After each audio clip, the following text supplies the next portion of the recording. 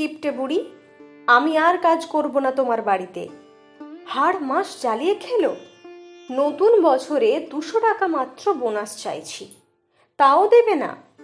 ওই টাকা নিয়ে কি তুমি স্বর্গে যাবে? 3 কুলে তো কেউ নেই, কি করবে ওই টাকা দিয়ে তুমি? দরকার হলে রাস্তার ভিখিরিতে দান করে দেব, তবু 1100 টাকা মাইনের 1 পয়সা বেশি পাবি না, এই বলে রাখলাম। এই শেষ, নাক কান মুললাম। তোমার বাড়িতে যদি আর কাজে আসি তবে নাম বদলে দিও, আমি চললাম।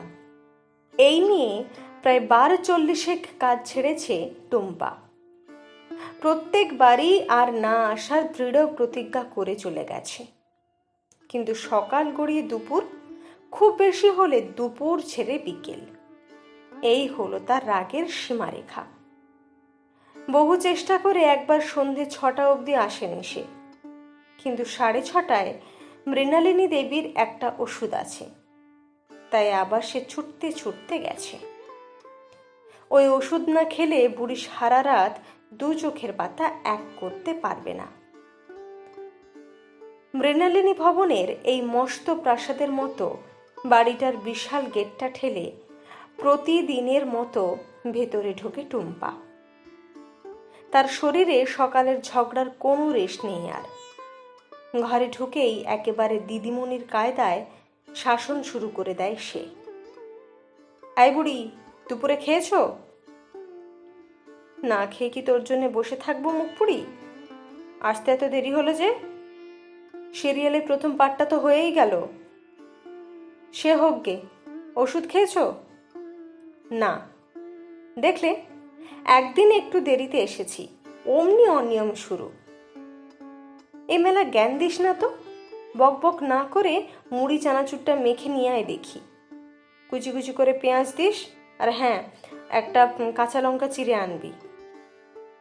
খালি হুকুম আর হুকুম। এ না ওষুধ, গিলে আমায় শান্তি দাও। আমি গেলে তুই তো শান্তিই পাস। বুড়ি মরলে তোকে দেখবে কে রে মুখ পুড়ি? ও নিয়ে তোমায় ভাবতে হবে না, আমাকে দেখার লোক অনেক আছে। কেন রে, প্রেম টেম করছিস নাকি? বলিসনি তো। থামবে তুমি? চলতে থাকে তাদের আবোল তাবোল বকবক। প্রতিদিন প্রায় এভাবেই সন্ধে কাটে দুজনের। দিন শুরু হয় ঝগড়া দিয়ে, শেষও হয় ঝগড়া দিয়ে। মাঝে লেগে থাকে এক রাশ অভিমান, আবদার, অভিযোগ আর খুনসুটি। দুজনের বয়সের পার্থক্য কম করে হলেও 50-52 হবে। অথচ বাইরে থেকে দেখলে মনে হবে 2 বান্ধবী বসে ছেঁড়া পুতুলের মুন্ডু নিয়ে ঝগড়া করছে। ভাগ্যের কি নির্মম পরিহাস! দুজনের ভাগ্য বোধ হয় ঈশ্বর একই কলমে লিখেছিলেন। টুম্পার স্বামী বিয়ের 1.5 বছরের মাথায় তাকে ছেড়ে সৌদি আরব চলে যায়। আজ প্রায় 7 বছর হয়ে গেছে, আর ফেরেনি সে। গত কয়েক বছর হলো টুম্পা অপেক্ষা করাও ছেড়ে দিয়েছে। উত্তরপ্রদেশের এক প্রত্যন্ত গ্রাম থেকে গুতেল মুন্সি নামের এক দূর সম্পর্কের কাকু তাকে কলকাতায় নিয়ে আসে মাত্র 2 বছর বয়সে। তাই উত্তরপ্রদেশে গ্রামের বাড়ি অথবা তার নিজের মা বাবার মুখও মনে নেই তার, এবং না থাকাটাই স্বাভাবিক। গুতেল মুন্সি মদ খেয়ে খেয়ে নিজের শরীরটাকে শেষ করে ফেলেছিল, তাই কেউ আর তাকে কাজে নিতে চাইতো না। তাই খুব ছোট বয়স থেকেই ওর বাড়িতে কাজ করে। দুটো পেট চালাতে হতো টুম্পাকে। তারপর হঠাৎ একদিন রাত 3টের দিকে খবর এলো তার ভিটে মাটির একমাত্র সাক্ষী তার ওই গুতেল কাকুর মদ্যপ অবস্থায় লরির নিচে পড়ে পার্থিব কষ্ট থেকে মুক্তি লাভ করেছে। খুব কেঁদেছিল সেদিন টুম্পা। যাও বা কিছুমাত্র শিকড় ছিল, তাও সমূলে উপড়ে গেল।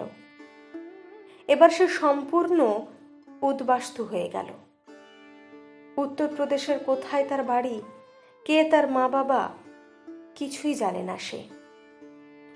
অপরদিকে মৃণালিনী দেবীর স্বামী এলাকার বিখ্যাত উকিল উপেন সান্যাল, অগাধ সম্পত্তির মালিক। কিন্তু ভগবান সব দিক থেকে দুহাত ভরে দিলেও মৃণালিনী দেবীর কোল ফাঁকা করে রেখেছিলেন। পার্কে বা স্কুলের সামনে সব মায়েদের তাদের নিজের বাচ্চাদের আদর করতে দেখলে তার বুকটা হু হু করে উঠত, কিন্তু কিছুই করার ছিল না তার। জরায়িত টিউমার অপারেশনের সময় ডাক্তার বলেই দিয়েছিলেন সে নির্মম সত্যটা। তারপর জীবনের একমাত্র সঙ্গী এই বৃদ্ধ বয়সে এসে তার হাত ছেড়ে দিয়ে আকাশের বুকে জায়গা করে নিল, তা আজ প্রায় 3 বছর। যৌবন তাও বা কেটে যায় নেশায় নেশায়। বার্ধক্যের ব্যালকনিতে এলে প্রকৃত ভালোবাসার যে অর্থ উপলব্ধি করা যায়, তা তিনি প্রতিটা রাতেই ওপাশের ফাঁকা বালিশটাতে হাত বুলিয়ে অনুভব করতেন। এইভাবেই জীবনের পথ হাঁটতে হাঁটতে 2 পথ হারানো নাবিক দিকশূন্য সাগরের মাঝে একটা ছোট্ট দ্বীপ খুঁজে নিয়েছে নিজেদের জন্য। শোনো বুড়ি, বেশি রাত অবধি বই পড়ো না কিন্তু। ঘুম ঠিক করে না হলে কাল সারাদিন কিন্তু মাথা ব্যথা করবে, বুঝলে? বুঝেছি। অনেক রাত হয়ে গেল, যা এবার বাড়ি যা। ধুর, কোথায় রাত, সবে 9:30 বাজে। যাই হোক, শোনো, টেবিলের ওপর ওষুধ রইল রাতের, ঘুমোবার আগে খেয়ে নিও। আর গরম জল করে ফ্ল্যাক্সে রেখে গেলাম, ঠান্ডা জল খেয়ে আবার সর্দি কাশি বাঁধিয়ে বসো না কিন্তু। আচ্ছা বাবা, ঠিক আছে। প্রতিদিন একই কথা মুখস্থের মতো আউড়িয়ে যাস, আমার কথা তো শুনবিও না। তোমার আবার কি কথা? কত করে বলি রাতটা এখানেই থেকে যা। না, রাতে তারকা রাক্ষসীর ঝুপড়িতে না গেলেই নয়। এই কে আছে রে তোর বাড়িতে? দেখো বুড়ি, এই থাম থাম, আবার জ্ঞান দেবে। যা তুই যেদিকে মন চায়, কাল সময় মতো চলে আসিস। প্রতিদিন রাতে গেট দিয়ে বেরোনোর সময় ভীষণ খারাপ লাগে টুম্পার। একা বয়স্ক মহিলা এত বড় বাড়িতে থাকে, রাত বিরেতে কিছু হয়ে গেলে কেউ জানতেও পারবে না। সত্যি একদিন তেমনটাই হলো। রাতে উঠে বাথরুমে গিয়ে আর শোয়ার ঘরে ফেরা হলো না মৃণালিনী দেবীর। পরদিন সকালে কাজে এসে টুম্পাই প্রথম জানতে পারে। যেদিন গুতেল কাকু মরে গেল, সেই দিনও এতটা কষ্ট হয়নি তার, যতটা আজ হচ্ছে। তার মনে হচ্ছিল ঈশ্বর যেন তার পুরো বুকের বাঁ দিকটা থেকে একটা বড় অংশ কেটে নিয়ে গেলেন। মাকে পায়নি সে, কিন্তু ভগবান মা হারানোর কষ্টটা তার ভাগ্যের খাতায় সন্তর্পণে লিখতে ভুল করেননি। আজ যেন সম্পূর্ণ অনাথ হলো টুম্পা। সময়ের কাঁটা থেমে থাকেনি, চোখের জলের রেখাও বইতে বইতে ক্লান্ত হয়ে থেমে গেছে আজ প্রায় 5 মাস হতে চলল। বিশাল প্রাসাদের মতো সাদা ওই বাড়িটা হাঁ করে তাকিয়ে থাকে তার দিকে। গেটে তালা ঝোলে, ওপাশে কেউ নেই। এপাশে মানুষটাও কেমন যেন পাথর হয়ে যায় দিনের পর দিন। হঠাৎ একদিন বস্তির মোড়ে একটা গাড়ি এসে দাঁড়ালো। তার থেকে নেমে এলো কোটটাই পরা এক ভদ্রলোক। বস্তিতে কোনো বড় গাড়ি দেখলে এমনিতেই সকলে ভিড় করে দাঁড়ায়। এখানেও তার ব্যতিক্রম ঘটেনি। লোকটি কয়েকজনকে জিজ্ঞেস করে সোজা টুম্পার বাড়ির সামনে এসে দাঁড়ালো। বাইরে চেঁচামেচি শুনে টুম্পাও ততক্ষণে বেরিয়ে এসেছে ঘর থেকে। লোকটি জিজ্ঞেস করলো, আপনি মিস টুম্পা সরকার? হ্যাঁ। আচ্ছা, আপনার ভোটার অথবা আধার কার্ডটা একবার একটু দেখতে পারি? হ্যাঁ, কিন্তু মানে আমি তো আপনাকে চিনি না, আর টিভিতে যে বলে অচেনা কাউকে দরকারি কাগজপত্র কিছু দিতে নেই। না না, আপনার চিন্তার কোনো কারণ নেই, আমি আমার পরিচয় বলছি। আমি স্বর্গীয় মিস্টার উপেন সান্যালের স্ত্রী স্বর্গীয়া মিসেস মৃণালিনী সান্যালের উকিল ছিলাম। আসলে মৃণালিনী দেবী নিজের স্থাবর অস্থাবর সমস্ত সম্পত্তির একমাত্র উত্তরাধিকারী হিসেবে আপনাকে মনোনীত করে গেছেন। এখন আপনাকে এখানে একটা সই করতে হবে, আর সেজন্য একটা প্রমাণ থাকা জরুরি যে আপনি আসল টুম্পা সরকার। ও হ্যাঁ, এর সাথে একটা চিঠিও রেখে গেছেন। কাঁপা কাঁপা হাতে চিঠিটা ধরল টুম্পা। আগে হলে হয়তো এটা পড়ার সাধ্যই তার হতো না, কিন্তু মৃণালিনী দেবী তাকে পড়তে শিখিয়েছেন। 15 দিনে একটা গল্পের বই পড়তে হতো তাকে। তারপর তার থেকে মৃণালিনী দেবী প্রশ্ন করতেন। এইসব পুরনো কথা মনে পড়লেই টুম্পার চোখের জল কোনো বারণ না শুনেই অবাধে নেমে আসে। চিঠির ভাঁজ খুলে পড়তে শুরু করলো সে। শোন মুখপুরি, তোর দায়িত্বে সব রেখে গেলাম।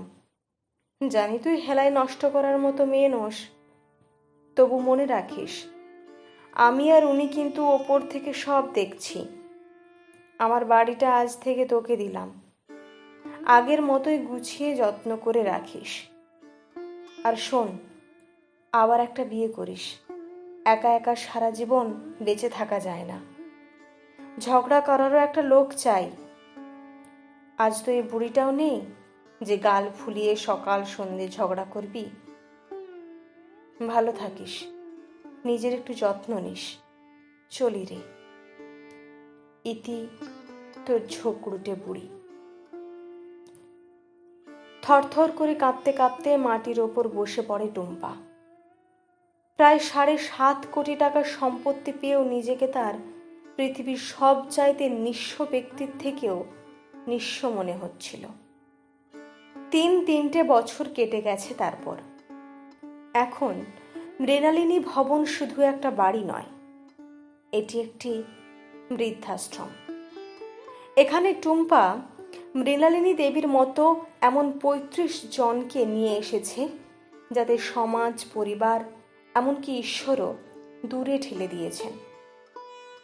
তাদেরই 2 হাতে বুকে টেনে নিয়েছে টুম্পা। জায়গা করে দিয়েছে মৃণালিনী ভবনে, যাতে শেষ কটা দিন তারা যেন একাকিত্বে না বাঁচেন। টুম্পা যেন একা না থাকে, একটা ঝগড়া করার লোক খুঁজে নেয়। এই তো ছিল মৃণালিনী দেবীর শেষ ইচ্ছে। সেটাই খুঁজে নিয়েছে সে। একটা দুটো নয়, 35টা ঝোঁকড়ুটে বুড়ি। এখন সারাটা দিন মন খুলে সে তাদের সঙ্গে ঝগড়া করে।